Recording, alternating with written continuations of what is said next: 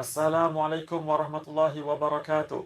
Dalam video ini, kita akan mempelajari tentang studi kasus dan kontrol, atau yang dikenal dengan case control study. Ketika kita melihat pada evidence-based medicine atau segitiga evidence-based medicine, kita menemukan bahwa studi kasus dan kontrol berada di bagian paling atas dari piramida ini, tepatnya yang berwarna kuning. Jika kita melihat pada piramida ini, di bagian paling bawah terdapat studi deskriptif, seperti studi kasus, atau studi potong lintang, atau cross-section. Setelah itu, diikuti oleh studi analitik seperti studi cohort atau cohort study, atau studi kasus dan kontrol, case control study, yang merupakan topik video ini. Kemudian, yang lebih kuat lagi adalah studi acak terkontrol atau kinal trial study, atau randomized clinical trial study. Setelah itu, yang lebih kuat lagi adalah studi sistematis terkontrol atau tinjauan sistematis terkontrol atau systematic review, dan studi meta-analisis atau meta-analisis. Seperti yang telah saya sebutkan sebelumnya, bahwa jenis studi ini ditunjukkan di sini dengan warna kuning. Dan ketika melakukan jenis studi ini, hipotesis dapat diuji. Nah, ini benar-benar kebalikan dari studi cohort. Dalam studi cohort atau cohort study, kita mulai dari penyebab dan menunggu hasilnya. Sedangkan dalam sebuah studi case control, kita akan mulai dari hasil yang telah ada dan kemudian secara sistematis mencari penyebab-penyebab yang mendasarinya.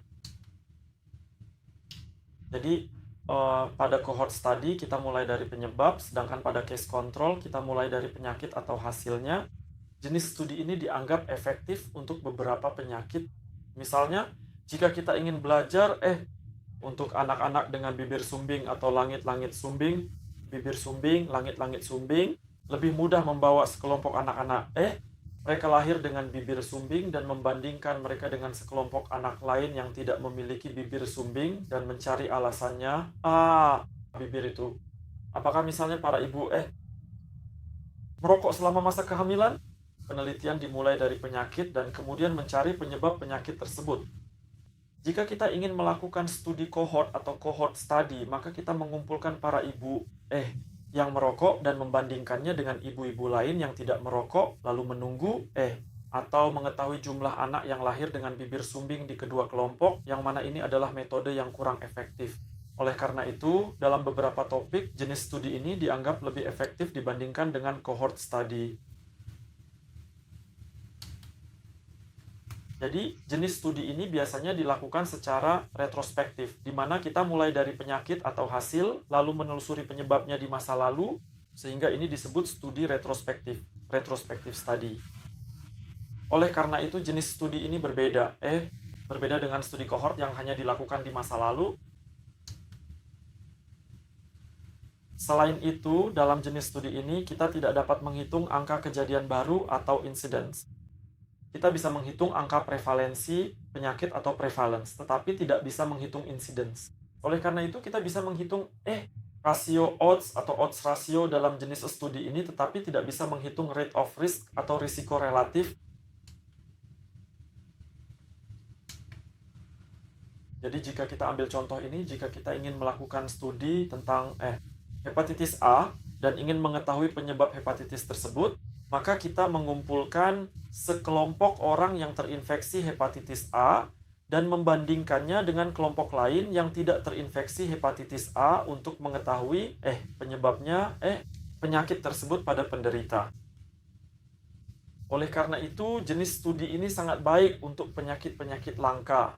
Selain itu, studi ini juga sangat baik untuk penyakit-penyakit yang membutuhkan waktu lama. Selain itu, studi ini lebih efisien dari segi waktu dan biaya. Namun ada beberapa kekurangannya. Pertama, ada kemungkinan terjadinya bias saat memilih kelompok, terutama saat membagi kelompok penderita dan kelompok pembandingnya. Kadang juga terjadi bias dalam cara menilai kasus. Dan salah satu masalah terbesar yang dihadapi oleh jenis studi ini adalah apa yang dikenal dengan recall bias. Ketika peserta ditanya tentang hal-hal di masa lalu, mereka mungkin tidak dapat mengingatnya, sehingga menyebabkan apa yang kita kenal sebagai recall bias. Terakhir, saat melakukan wawancara dengan para peserta, hal ini dapat menyebabkan apa yang dikenal sebagai interview bias, di mana cara bertanya dapat menyebabkan suatu bentuk bias. Selain itu, kita tidak dapat menghitung koefisien kasus baru namun kita dapat menggunakan koefisien prevalensi penyakit. Jadi kita juga tidak bisa membicarakan penyebab yang jelas dan langsung dari penyakit jika dibandingkan dengan studi kohort dan studi RCT. Pada gambar ini, kami menjelaskan bagaimana cara melakukan studi-studi tersebut. Hal ini melibatkan perbandingan antara sekelompok orang yang terinfeksi penyakit dengan kelompok lain yang tidak terinfeksi penyakit tersebut. Lalu tanyakan kepada mereka tentang penyebab penyakit itu dalam hal-hal dari masa lalu, misalnya. Kuesioner survei, kuesioner atau informasi tersebut diperoleh melalui rekam medis pasien.